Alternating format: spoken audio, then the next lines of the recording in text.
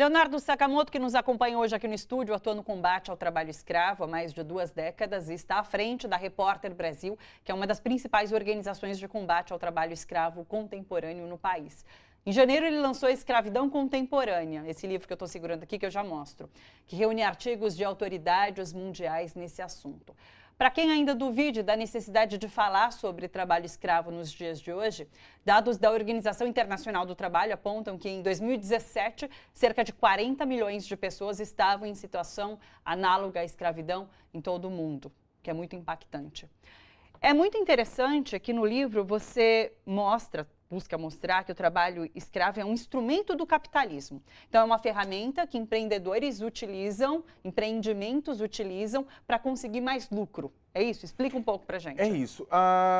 Muitas vezes as pessoas encaram o trabalho escravo como resquício de uma coisa que acontecia durante a colônia e o império e que deixou de acontecer e que só resiste porque não foi eliminado pelo capitalismo, pelo mercado de uma maneira geral.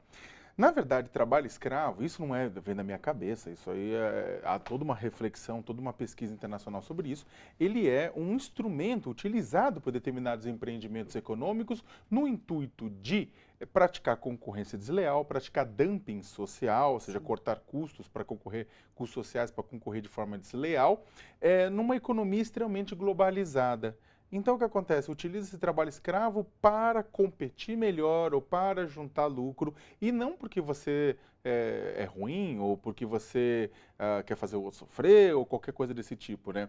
Existe também um processo global com relação a isso. Existe um processo de pressão para redução constante do custo de matéria-prima, para redução constante do custo de vestuário, de alimentação, que estão na base da reprodução dos outros trabalhadores, dos outros salários.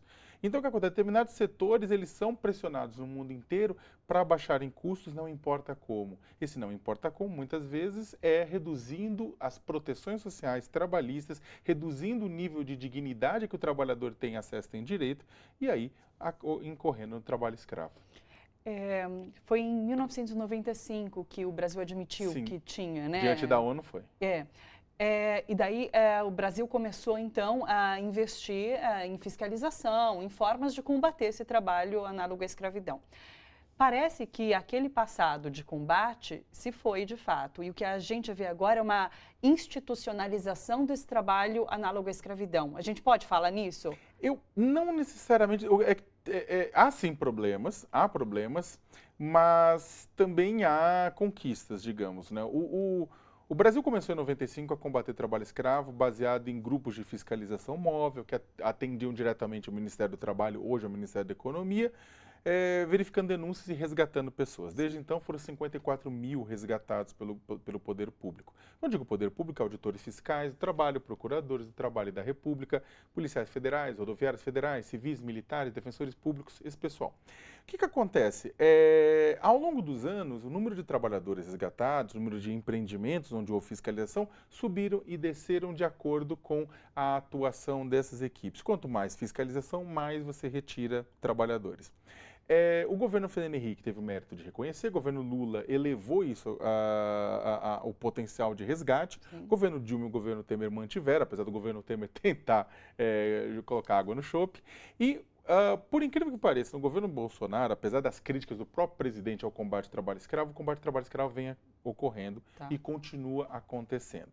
O que existe, de uma maneira geral, e há uma crítica muito grande, é uma tentativa de desmantelamento da fiscalização do trabalho de uma maneira geral. E mesmo dos direitos trabalhistas. Sim, dos direitos trabalhistas e da fiscalização do trabalho. O que é bastante esperto, porque se você ataca diretamente o combate ao trabalho escravo, como aconteceu no governo Temer em outubro de 2017, há uma reação não só brasileira, mas internacional, do tipo, pera lá, vocês estão querendo beneficiar escravagista, então todo mundo vai para cima, direita, esquerda, todo mundo que é racional e civilizado vai para cima e fala assim, pera lá, é trabalho escravo do que a gente está falando. Agora, ou seja, isso gera toda uma pressão no governo. É mais fácil você reduzir o poder de fiscalização e reduzir o nível, a grade de proteção. Agora, o apoio à fiscalização, ela vem caindo ano a ano, recursos e tudo isso mais, não é de agora. Da mesma forma, vamos lembrar que a reforma trabalhista, entre outras formas de reduzir a grade de direitos, também não é de agora. Sim.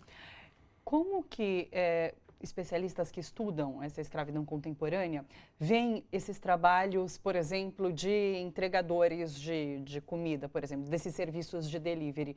Porque uma das condições que colocam a pessoa numa condição de trabalho análoga à escravidão é trabalhar demais, por exemplo.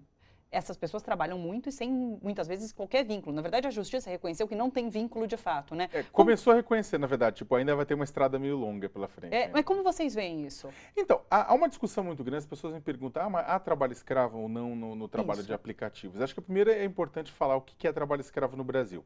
O artigo 149 do Código Penal, ele deixa claro que trabalho escravo acontece quando há a presença de 4 elementos, sozinhos ou junto.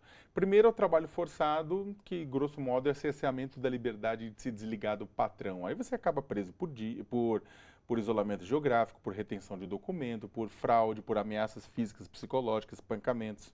Sim. Segundo, a servidão por dívida, de você contrair uma dívida com o empregador e ser obrigado a pagar essa dívida. Essa dívida ela cresce exponencialmente, você nunca consegue pagar. Esses 2 elementos dizem respeito à liberdade, os outros 2 elementos dizem respeito à dignidade. Condições degradantes de trabalho, não confundir com o trabalho precário, insalubre, ruim, não. É um trabalho tão ruim, tão indigno, que ele coloca em risco a saúde, a segurança e a vida do trabalhador. Dormir no meio do mato, ficar à mercê de intempéries amazônicas, comer comida estragada, tudo isso.